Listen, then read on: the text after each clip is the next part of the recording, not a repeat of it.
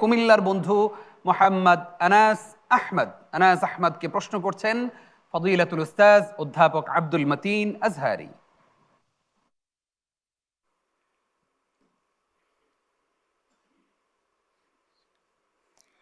আসসালামু আলাইকুম ওয়া রাহমাতুল্লাহি ওয়া বারাকাতুহু। ওয়া আলাইকুম আসসালাম ওয়া রাহমাতুল্লাহি ওয়া বারাকাতুহু। আনাস আহমদ, কেমন আছো? আলহামদুলিল্লাহ। উস্তাদ, আপনি কেমন আছেন?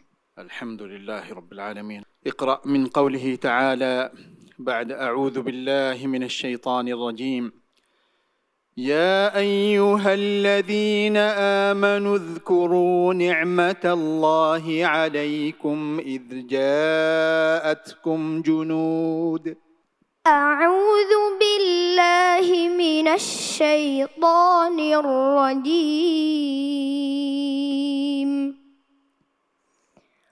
بسم الله الرحمن الرحيم. يا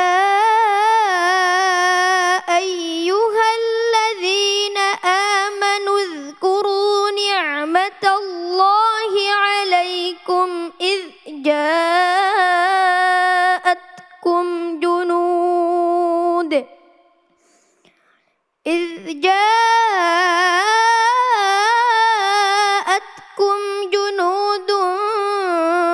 فأرسلنا عليهم ريحا وجنودا لم تروها وكان الله بما تعملون بصيرا. إذ جاءوكم من فوقكم ومن أسفل منكم وإذ زاغت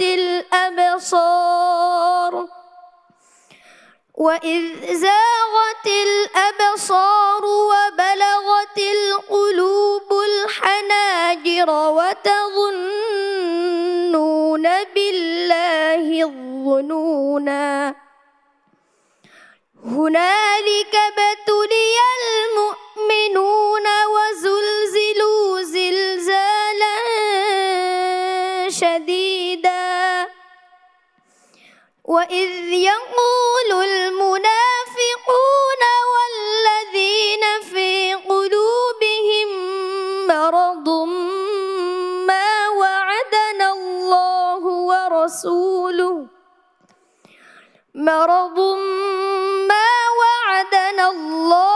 ورسوله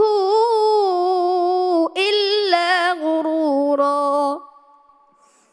وإذ قالت طائفة منهم يا أهل يثرب لا مقام لكم فارجعوا. ويستأذن فريق منهم النبي يقولون إن بيوتنا عورة وما هي بعورة إن يريدون إلا فرارا.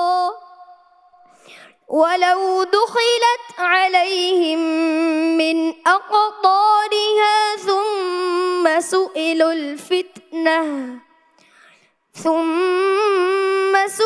الفتنة لآتوها وما تلبثوا بها إلا يسيرا. ولقد كانوا عاهدوا الله من قبل لا يولون الأدبار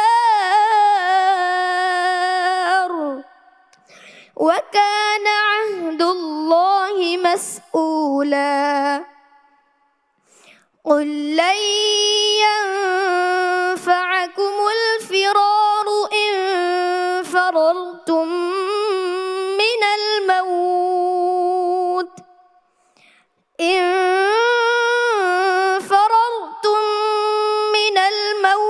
أو القتل وإذا لا تمتعون إلا قليلا فتح الله عليك.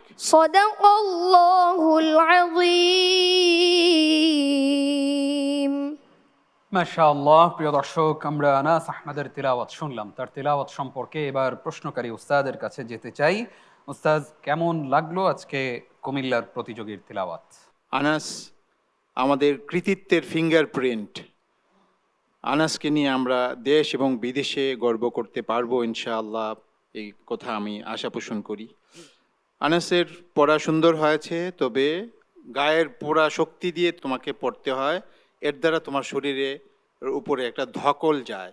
এই পদ্ধতিটা অবলম্বন না করে তুমি যেন সাবলীলভাবে পড়তে পারো, কোনো ধরনের কষ্ট যেন না হয়, সেই প্র্যাকটিসটা তুমি করো। তোমার উস্তাদকে আমি অনুরোধ করব।